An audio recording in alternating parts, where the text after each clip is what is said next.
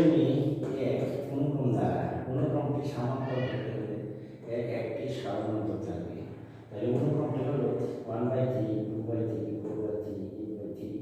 তাহলে D1 by যদি আমরা ডিফারেন্স বা পার্থক্য, তাহলে দ্বিতীয় পদ থেকে প্রথম পদের বাদ দিলে 1/3, তারপরে D2 তারপরে 2/3, তারপরে D3 মেথড হবে চতুর্থ পদ থেকে তৃতীয় পদ বাদ দিই, তাহলে আমরা 4/3। যেহেতু অনুক্রমটি সাধারণত সমান নয়, কাজেই অনুক্রমটি সমান্তর অনুক্রম নয়।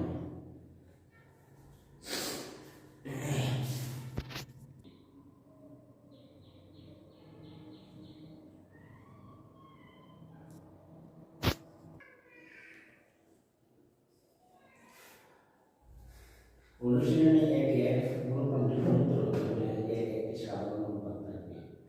তাহলে 6 নম্বর অনুক্রমটি হলো 1/3, 2/3, 4/3, 8/3। আর সমান এখানে প্রথম পদ দ্বারা দ্বিতীয় পদের বাদ দিলে 2, তৃতীয় পদের বাদ দিলে 2, তৃতীয় পদ দ্বারা চতুর্থ পদের বাদ দিলে পদ হচ্ছে 2। যেহেতু অনুক্রমটি সাধারণ অনুপাত সমান, কাজে অনুক্রমের একটি সাধারণ অনুপাত থাকবে এবং r সমান 2 এবং এই কিন্তু n তো সাধারণ অনুপাত হলো 2 to the power n/6। This is answer. আজকে আমি এখানে দিচ্ছি। আল্লাহ হাফেজ।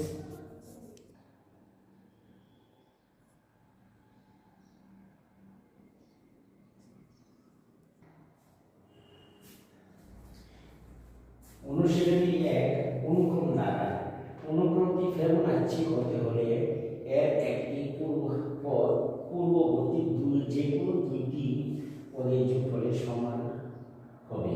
অনুক্রম এত 1/3, 2/3, 4/3, 8/3। এখন যদি আমরা দুইটা যোগ করি পাওয়া যায় 1, তারপরে দুইটা যোগ করলে আমরা পাচ্ছি 2, তারপরে দুইটা যদি যোগ করি তাহলে আমরা পাচ্ছি 4। যেহেতু অনুক্রমটি যে কোনো দুইটি পদের যোগফল পরবর্তী পদের সমান নয়, কাজেই অনুক্রমটি ফিবোনাচ্চি অনুক্রম নয় এবং এর কোনো সাধারণ পদ নেই। ধন্যবাদ প্রিয় শিক্ষার্থী। যদি আমার ভিডিওটি তোমাদের কাছে ভালো লাগে তাহলে আমার চ্যানেলটিতে সাবস্ক্রাইব করবে এবং পাশে থাকা বেল আইকনটি বাজিয়ে দিবে। আজকে আমি এখান থেকে নিচ্ছি। আল্লাহ হাফেজ।